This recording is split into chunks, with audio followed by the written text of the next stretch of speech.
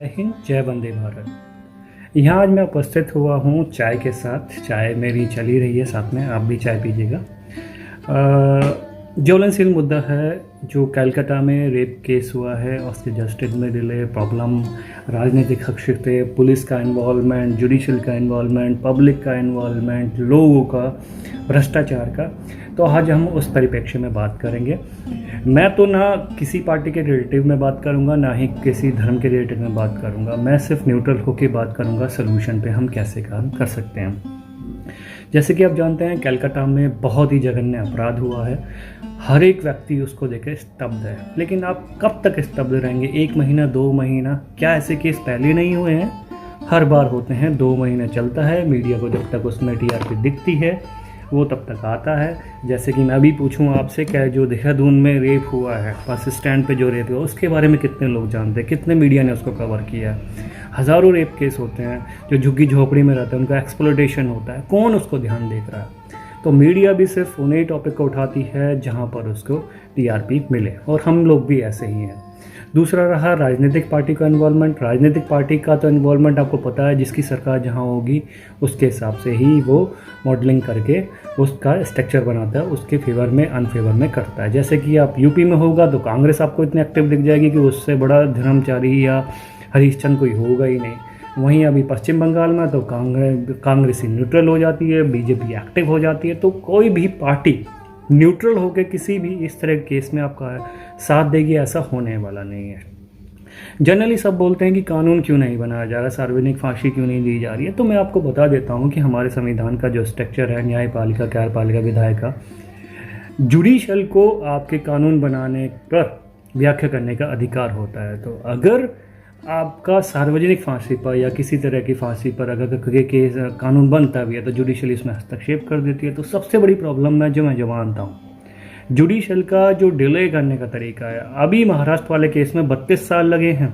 32 साल का कौन जवाब देगा? क्यों नहीं हम जुडिशल में हस्तक्षेप करने की कोशिश करते हैं? क्यों नहीं हम जुडिशल में प्रॉब्लम करते हैं? यहाँ पे गरीब आदमी की कोई सुनवाई नहीं होती। पैसा इतना, भ्रष्टाचार फैला हुआ है, परिवारवाद इतना फैला, नेपोटिज्म इतना ज़्यादा फैला गया। तो जुडिशल में इतना डिले, इतने कानून, सार्वजनिक फांसी, ये सब क्यों नहीं होता है? ह्यूमन राइट्स वाले उल्टी जगह ही क्यों आपका हस्तक्षेप करते हैं?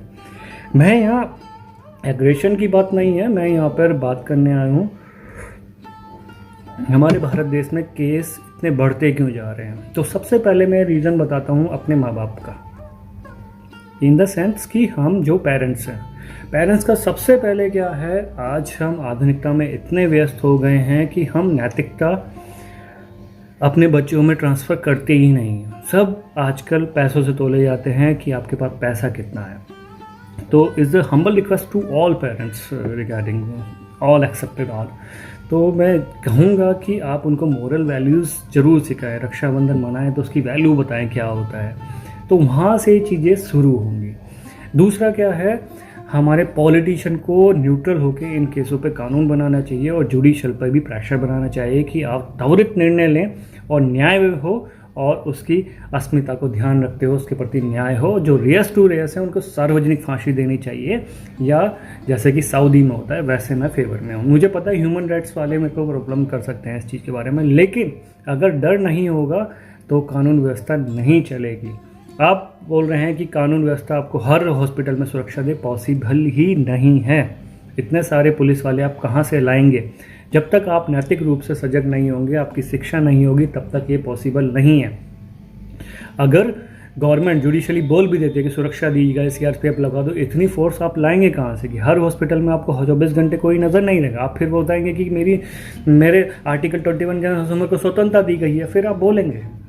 अगर आपको किसी लड़की को डिस्क जाने पर, दारू पी के जाने पर मना करेंगे, आपको पता है कि उसकी प्रतिक्रिया क्या होती है। तो हमें नैतिक रूप से अपनी सीमा को ध्यान में रखना पड़ेगा कि हमारी सीमा कहाँ तक है। अगर 11 बज रहे हैं या 12 बज रहे हैं, रात के 2 बज रहे हैं, आप दारू पी के पब्लिकली घूम रहे हैं, 10 लोगों के साथ 2 लड़कियाँ घूम रही हैं, पब में जा रही हैं, that's not wrong, but you know that कि कहाँ तक चीज़ें गलत हैं। आपको पता है कि ड्रिंकिंग होगा, केले होंगे, तो ये आपको अपनी सीमा, अपनी सुरक्षा, लड़कियों को भी ध्यान देनी चाहिए और बॉयज़ को नैतिक रूप से शिक्षित करना फैमिली और शिक्षक का काम है। दूसरा सोल्यूशन क्या हो सकता है, हमें अपनी शिक्षा में नैतिक विषय जो हैं उनको इंक्लूड करना चाहिए, उनकी प्रैक्टिस करवानी चाहिए, जैसे कि जापान और चीन में प्रैक्टिस होती है मोरल्स वैल्यू की। तो हमारी जो शिक्षा क्षेत्र है उसमें भी हम इस तरह से कर सकते हैं। तीसरा, आज मैं सोल्यूशन की बात करूंगा, बखलौली नहीं करूंगा। सोल्यूशन हम तीसरा क्या कर सकते हैं, आईटी सेक्टर पे 18 ईयर तक पोर्नोग्राफी को बैन होना चाहिए, जो फर्जी अकाउंट बनते हैं, क्योंकि बच्चों के पास आजकल 12-13 साल में मोबाइल आ जाते हैं, तो पोर्नोग्राफी उनके सामने ही रहती है। पफ मैसेज के दौर से हर समय प्रेजेंटेशन आप एक बार कीजिए, 50 ऑप्शन खुलते हैं। तो पोर्नोग्राफी का भी सेगमेंट होना चाहिए कि वहाँ पे नैतिकता है नहीं है। जैसे कि मैं देखता हूँ सावधान इंडिया में उल्टे सीधे टॉपिक ही दिखाए जाते हैं, या इस तरह के टॉपिक ही दिखाए जाते हैं। वहीं पोर्नोग्राफी में भी उल्टे सीधे टॉपिक रहते हैं, बाप बेटा ये सब अजीब देखते। मैं बात नहीं करना चाहता, तो उसमें आईटी सेक्टर को थोड़ा सा ध्यान देना चाहिए, फर्जी अकाउंटों पर ध्यान देना चाहिए कि कितने अकाउंट चल रहे हैं, किस मोबाइल से टैली करना चाहिए, वहाँ से चीज़ करना है। शिक्षा में हो गया, 3 टॉपिक हो गए, माँ बाप की हो गई, और राजनीतिक पार्टी को न्यूट्रल होकर इस पर कानून बना चाहिए। सार्वजनिक फांसी होने के मैं फेवर में हूँ। ह्यूमन राइट्स वाले चाहे इस बारे में कुछ भी कहें। तो ये 4 सोल्यूशन है। 5 सोल्यूशन क्या हो सकते हैं कि जुडिशल का स्ट्रक्चर बहुत ज़्यादा ख़राब है। आप कुछ भी कहिए, महाराष्ट्र का केस देख लो, यूपी का केस देख लो, आपको पता 10-10 साल, 5-5 साल, 32 साल, महाराष्ट्र के केस में 32 साल लगा है। अगर इतना डिले लगना है तो 32 साल का हर्जाना दीजिए आप। किसी गरिमा अस्तिमा की स्वाभिमान का कोई तो वैल्यू होगा आपके बारे में। तो और आपको ही बोल रहा है जुडिशल का कितना बुरा हाल है, जुडिशली कितना डिले न्याय करती है, और इस चीज़ में तो फोकस होना चाहिए। नए न्यायाधीशों की नियुक्ति हो, बहुत शॉर्टेज है। तो जुडिशल में आप गवर्नमेंट को के प्रति तो आंदोलन करते हैं, कृपया करके जो मूल है, जो बेस है, जहाँ से प्रॉब्लम आ रही है, हमारी न्याय व्यवस्था में बहुत बड़े लूप होल्स हैं। अगर किसी को लगती है मेरी बुरी बात, तो एक बार न्यायालय में जाइए, बिना पैसे काम करा के दिखाइए, लिमिट समय में मैं आपको मान जाऊंगा। तो 5वां सोल्यूशन ये है। 6ठा सोल्यूशन क्यों है कि क्यों आजकल ये रेप केस बढ़ रहे हैं। इसमें जिम्मेदार बॉयज़ भी हैं, गर्ल्स भी हैं, सभी के सब हैं जिम्मेदार। हमें अपनी सीमा को समझना पड़ेगा। हमें पुलिस वाले हर जगह आपको सुरक्षा नहीं दे सकते। आपको नशे से दूर रहना पड़ेगा, पोर्नोग्राफी से दूर रहना पड़ेगा, और स्वतंत्रता के नाम पर जो हमारी नैतिक वैल्यू हैं उनको आप नहीं गलत कहला रह सकते। जो हमारे सभ्यता चल रही थी उसका हमें करना पड़ेगा। हमें आधुनिकता और हमारी प्राचीनता सभ्यता को मिक्सअप करके चलना पड़ेगा।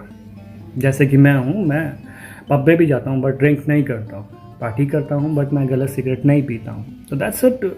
ऐसा नहीं है कि पॉसिबल नहीं है, आप चाहें तो कुछ भी कर सकते हैं। तो ये चीज़ है। तो मैं तो यही बोलूँगा कि यौन शोषण जो हो रहा है उसके जिम्मेदार हम ही हैं। पुलिस आपको हर जगह सुरक्षा नहीं दे सकती है, हमें ही सजग होना पड़ेगा। हमें ऐसे राजनीति की चुननी पड़ेगी, ऐसे लोग खड़े करने पड़ेंगे जो आपकी आवाज़ सुनते हो। आपको ही पता है पॉलिटिक्स में बिना पैसे के आप नहीं जा सकते हैं, तो ये बहुत गलत है। आप ऐसे लोगों को लाइए जो आपके लिए काम कर सकें। तो बस यही कहना चाहता था कि आंदोलन को और ज्वलंत कीजिए और तर्क यूज़ कीजिए कि क्या सही है क्या नहीं। ये नहीं कि अभी ज्वलनशील मुद्दा है तो 1-2 साल आपने आंदोलन, 1-2 महीने आपने आंदोलन किया, उसके बाद आप भूल गए। बस मैं सलूशन की बात करने आता। 6 सलूशन मैंने आपको बता दिए हैं क्या होने चाहिए।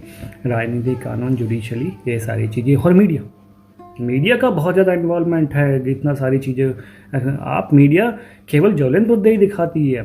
इधर देहरादून में हुआ है अभी एक केस, उसको कोई नहीं दिखा रहा है। गांव में होता है, गरीबों को कौन पूछ रहा है? गरीबों के रेप केस रोज़ होते हैं, उन्हें कोई नहीं पूछ रहा है। तो कृपया करके गवर्नमेंट से मेरी गुजारिश है, जुडिशल से मेरी गुजारिश है, परिवार के माता पिता की जुडिशल है, खाली पैसा मत कमाइए, नैतिकता भी देखिए। और एक सोल्यूशन में थोड़ा सा गलत लग सकता है आपको, बट प्राचीन काल में या रोम में हर जगह आपने देखेंगे प्रोस्टिट्यूशन को लीगली बनाया गया। तो मैं चाहता हूँ कि हर बड़े शहर में अगर इस तरह की घटनाएं बढ़ रही हैं तो प्रोस्टिट्यूशन का एक सेटअप रख दीजिए। आपको अजीब लग रहा होगा मेरी बातें, बट ये प्राचीन काल से चल रहा है, तो इससे मैनेज रहता है कि कुछ जो स्वेच्छा से उस पर प्रताड़ित करना चाहते हैं। मैं फेवर नहीं कर रहा हूँ, बट लीगल ही कर दिए, क्योंकि इलीगल तौर से वो होता ही है चीज़ें, आप उसको nobody stop to that. तो प्लीज़ करके ये 6 सॉल्यूशन मैंने दिए हैं, कृपया करके गवर्नमेंट को ये वीडियो भिजवाइएगा।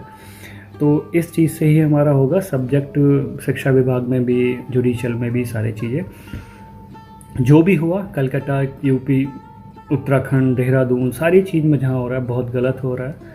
बेटियों की इज़्ज़त करना और उन्हें न्याय देना बहुत ज़रूरी है। मैं सार्वजनिक फांसी की गुजारिश करता हूँ, पब्लिक से भी कहता हूँ कि इसमें बोले, जिससे हमारे डर होना बहुत ज़रूरी। जैसे हमारे योगी मॉडल है कि डर होगा तो न्याय व्यवस्था होगी, लोग गलत काम करने से डरेंगे। कृपया करके ये वीडियो सबको पहुँचाइएगा। और सलूशन पे मैंने किसी का आक्रोश ना दिखाते हुए सलूशन पे बात कीजिए। रेप नहीं होने चाहिए, जिसने रेप किया है उसको फांसी दिए जाना चाहिए। महिलाएं हमारे भारत में देवी का रूप होती हैं, माता का रूप होती हैं, बहन का रूप होती हैं। जिस लड़की के साथ कोई ऐसा जघन्य अपराध कर रहा है वो भी किसी की बहन होगी। आप अपनी बहन के बारे में ऐसा सोच के चलिए। ऐसे लोगों को मैं तो फांसी की सजा ही देता अगर मैं कहीं सुप्रीम कोर्ट का होता। तो कृपया करके ये घटनाएं भारत के छवि को ख़राब करती हैं। किसी पॉलिटिक्स के फेवर में ना आके आपको जहाँ भी इस तरह केस लगे आंदोलन करना चाहिए और अपनी अस्मिता बनाए रखनी है। हाँ, संविधान के दायरे में रह के आपको आंदोलन करना चाहिए और गवर्नमेंट आपकी बात सुनेगी भी, क्योंकि आप ही गवर्नमेंट को बनाते हैं। तो बस यही है कि ये चीज़ें नहीं होनी चाहिए और हमें इसका सलूशन देखना चाहिए, ना कि ज्वलनशील मुद्दा है किसको ये इसका सलूशन पे बात करें। जय हिंद, जय भारत, जय वंदे मातरम।